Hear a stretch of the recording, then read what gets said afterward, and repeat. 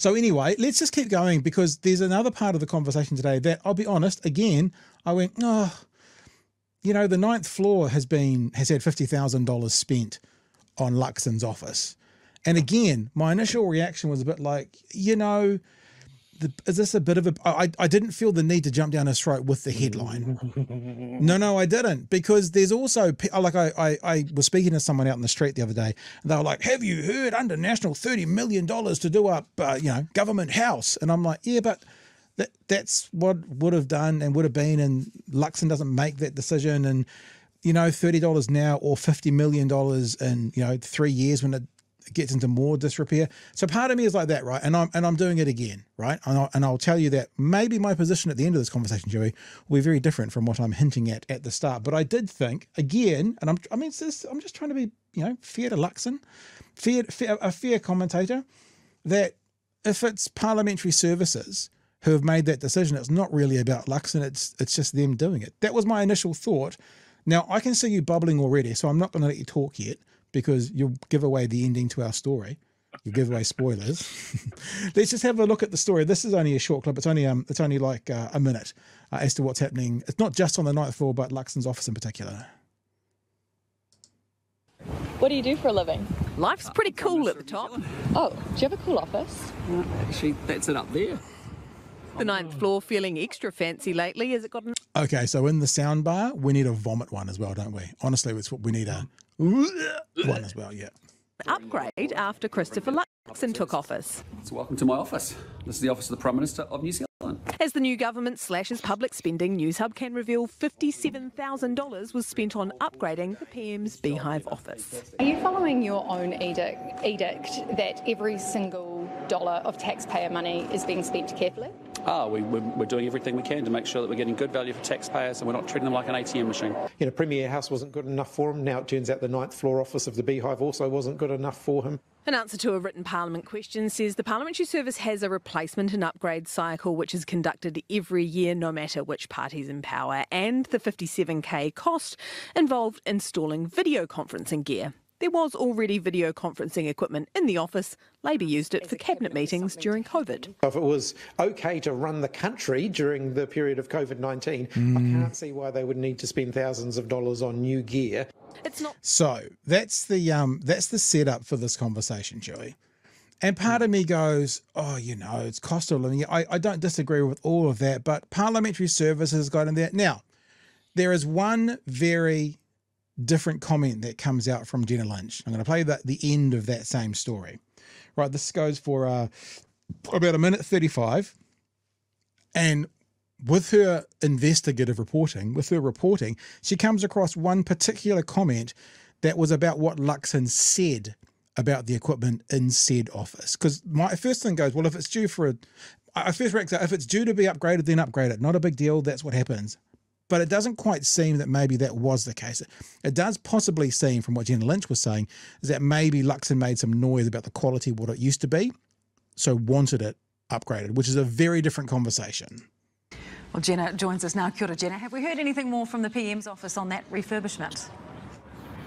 Yeah, I did ask them some more questions for detail on what that $57,000 was spent on, whether it was all on the video conferencing equipment or whether there's any new furniture or the like purchased. They aren't operating with perfect information at the moment, but here's what we know so far.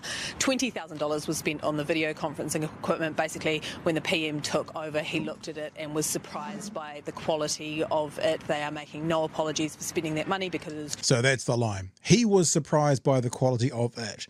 The quality of the video conferencing that Labor had used through fucking COVID wasn't good enough for Luxon. So that is the point I think we need to remember. He was surprised by the quality of it.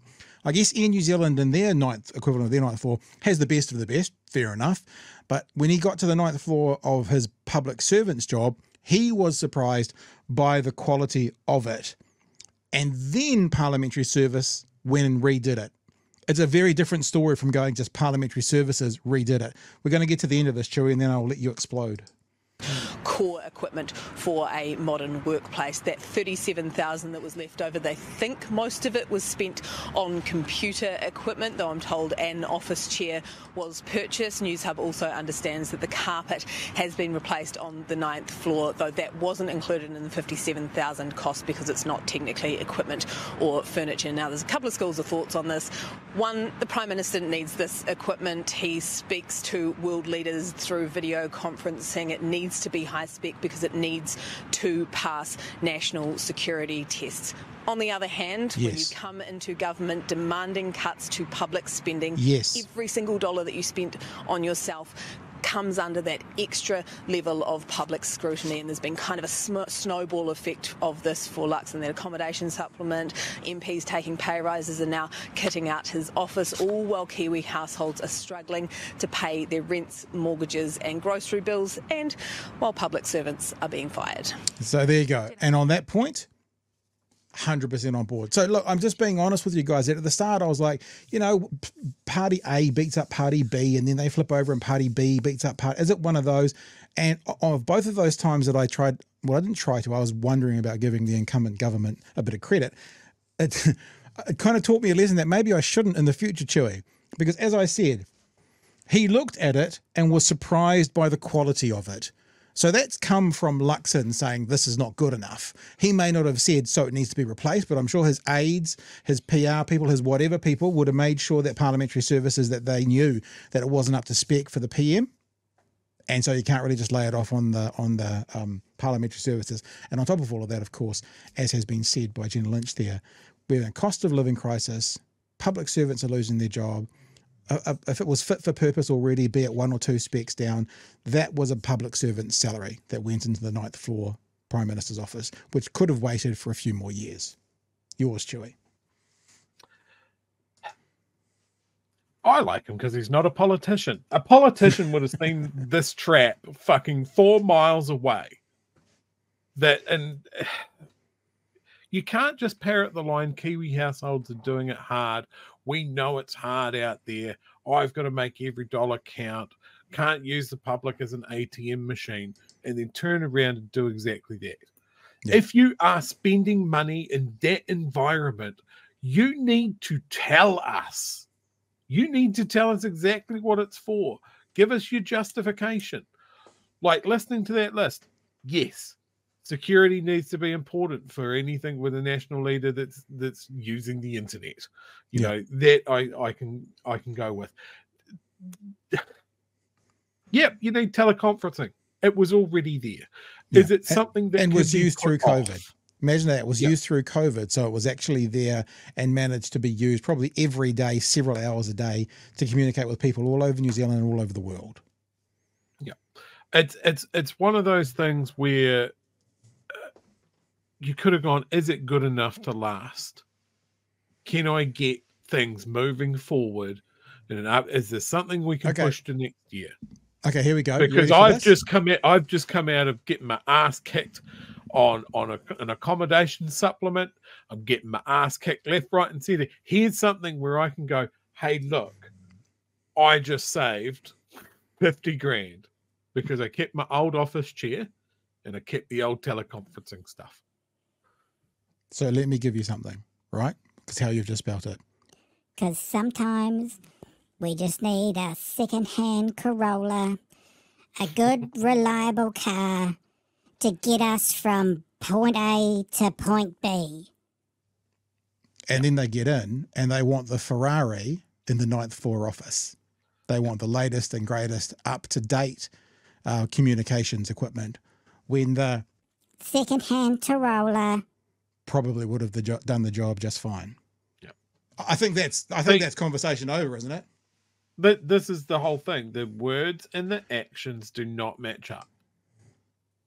They never have with these guys, and it every time they get an opportunity to show us what they're made of, they fucking do, and we get this. You can't sack people and then do something like this. You can't make massive cuts to school lunches and have us pay for your apartment as well. Yeah. You know, and then get pissy when you get caught on it. And you'll get pissy when you get caught on this as well. And you push back on this. And then when you are talking about some big numbers, you get those numbers wrong. Yeah. Like it's just a shower of shit. It's like we're just trying to stack it up and it's all slippery and just, oh God, that's a bad analogy and I apologize and withdraw. Yeah, they're not good at this. I'm sorry I did that on some level, but Jeremy has just pointed out that the desk has already paid for itself. Absolutely.